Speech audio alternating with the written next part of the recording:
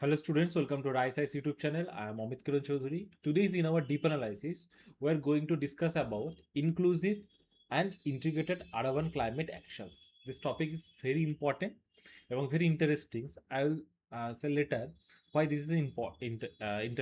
Okay, so in today's in the newspaper, this article is covered. Okay, so the context is okay. Then traditional urban development focused on infrastructure. We all know that urbanizations means buildings, concretes, but we all know that some terminology like urban heat, okay, climate change. This is not suitable with our this is not climate change. Urban heat problem is a result of our traditional approach to urbanizations, traditional approach to infrastructures. So we have to shift it, we have to change it in such a way that it will be fulfill our future generations aspirations, future generations needs, and going to a sustainable development method. Okay, so there is in this article they discuss about the issues. What are these gaps in our infrastructure, in our urbanizations? Okay, so institutional gaps in urban systems. What are the gaps? Then policy and departmental silos. There is so many departments and the coordinations is very poor. Means okay, we all know that in urban area governed by municipality, as same as also governed by Ministry of Urban Affairs of state government. We all know that. So both the departments, both the institutes, and also like roads. Okay, so these are looked after by PWD. Okay, so these are the challenges. So many departments comes in the same geographical location, same area. So this is the issues. These are issues of coordinations. Okay, sometimes we see that road department make a road, after that PWD or something, water departments comes. Okay, then they dig the road and laying the water pipes. Okay, so this is the issues. Fragmented institutional mandate. Urban local bodies have the right to govern the urban local area, but they don't have full mandate. They don't have financial capacity to manage the urban area. Okay, incomplete fiscal devolutions, which I already said. That is, urban local bodies have the responsibility to maintain the area, but they have minimum financial backup. Okay, they depends on states funds, they depends on central grants, but they have less capacity, but they are less in they are not developed so much power.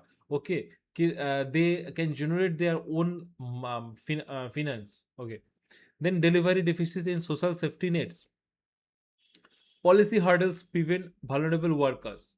Means if there is a say there is a policy for workers. Okay, there is a health policy like health insurance, but there is so much procedure, so much hurdles in this process that they suffer a lot. Actually, who needs the benefits of these schemes, they do not get it. Okay, because of the procedure. Then severe climate and human data gaps. These points we can say it's that is technological deficits. Okay, so we don't have any concrete data, actual data of that area that we can tackle it. Okay, if we have the data of North Kolkata or something, North Hyderabad, okay, or North Delhi, that in this area the temperature rises this way from the last 10 years, 5 years, but in this year, okay, or there is a humidity issues, or like there is a UV's rays incoming, increasing. Okay, so if the data is available on the particular customized region, okay, the particular region, then we can make strong decisions, but we can take steps but we don't have any concrete data. So this is the issues. Then why urban India needs an integrated approach? So in this newspaper, they said that we need an integrated approach. What is the integrated approach? What is the integrated approach? One, matlab, uh, once and above, okay, two or more thing togetherly doing something. So integrated here urban development plus tackling climate changes. So if we merge the both segments and do some things, this is the integrated approach. So they say that double burden of the urban poor. Why we need integrated approach? They say double burden of the urban poor. What is the double burden? Double burden, they live in a place where there is no cooling systems. We all know they are exposed to the heat, urban pollutions. Okay, as well as they are also victims in their working place. Okay, their working place not under. We are sitting in a AC studio, but they do not get it. Okay, they are working outside of the buildings, outside of the under the sun. Okay, so they are under double burden, the double burden of urban poor. Workers face both their workplace and their homes. Okay, clear? Then urban heat island, we all know that what it means, urban heat island. So if we studies in geography, we all already read it, but I recall it for some students who don't know the urban heat islands. So urban heat island is when we look urban area. So there is a concrete jungles, we all know. Now compare with outside urban area, that is the urban area, and this is the periphery area. If we compare the temperature of the periphery area and urban area, then we can see that the urban area is more heated. Okay, more heated than red than the periphery area. Than the periphery area. So this is the reasons. This is the reasons. Scientists say that this is the urban heat crisis, urban heat island. This is an island. Okay, so excessive concrete reduce green cover and increase it led to urban heat issues, and that is called urban heat island. Then rapid unplanned urbanizations, we all see in most of the inner cities are facing these issues. Okay, then government schemes. So government planned some schemes in this article. There is no such informations, but I added it because we all know that in mains answer writing means mains preparations, we have to together all the things. So in this videos, in this notes, we we cover the whole the informations written in the article, but we also value added some informations which are very important for UPSC mains answers. Okay, UPSC means note making. So these are government issues. Some schemes are government schemes, that is a national missions on sustainable habitat 2.0, that is promote climate resilient and low carbon urban development. Okay, what is the name of scheme? National mission on sustainable habitat 2.0. Then ClimateSmart Cities Assessment Framework, this is for help cities access and improve their climate resilient through measurable indicators, and there is the indicators to measure climate improvement. Okay, that is ClimateSmart Cities Assessment Framework. Then we all familiar with the schemes AMRUT 2.0, there is for urban water sanitation, green infrastructures. Pradhan Mantri Awas Yojana Urban, that is encourages climate resilient and climate resilience and comfortable affordable housings, that is Pradhan Mantri Awas Yojana Urban, we all know. Then way forward, this is important. If there is a questions, so most probably they will target why we need integrated approach, and why should the what should we do to improve the situations. So first, labor and occupational sensitizations. Okay, what is this? They say tailored heat action plans, that is protect outdoor workers through safer work schedule, hydrations, and if we do shift changes, okay, then in very hot weather we can shift it to night shifts, okay. There's hydrations, মানে, hydrations, provide hydrations and shaded, okay. Then routine epidemiological tracker, that is regular health monitoring of workers, okay. Then transforming build infrastructures and informal settlements. What is this? Upgrade informal settlement with cooling infrastructures, okay. We all know that an building, okay, building workers uh, work to make buildings, okay, they live in a tent house, okay. They are a temporary settlement. They set up a tent. Oh, you all know that in our urban area, flat are flat are making here and there, okay. So how they build the flats, okay.